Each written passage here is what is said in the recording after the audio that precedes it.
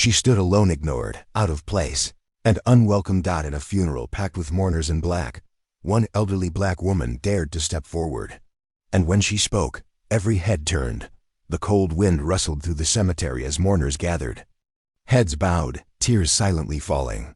The man being laid to rest was a respected businessman, beloved by his community, with friends and family dressed in elegance and grief. But one person stood out, an elderly black woman, dressed simply, quietly, making her way through the crowd. Eyes followed her with suspicion. "Who is she?" they whispered. "She doesn't belong here." No one greeted her. No one offered a seat. She stood alone at the edge, hands clasped, sorrow in her eyes. Until the moment came, the officiant invited those close to the deceased to share words. Several spoke: children, colleagues, friends. But just as the service was closing, she stepped forward. Murmurs rippled through the crowd. With a calm but powerful voice, she began, "I knew Jonathan long before many of you did. Before the suits, the accolades, and the mansion.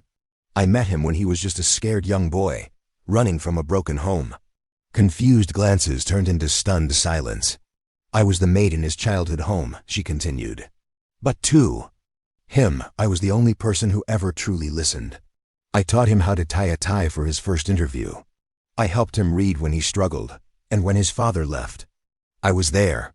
Tears welled up in the eyes of those who had ignored her. "I never asked for recognition. I came today to say goodbye. Not to a rich man, but to the little boy who once called me his second mother." Silence fell. Then slowly, people stood and applauded. The family, once cold, now approached her with gratitude and open arms. Have you ever judged someone by how they looked, only to realize you knew nothing about their story? Never underestimate the quiet ones in the back row.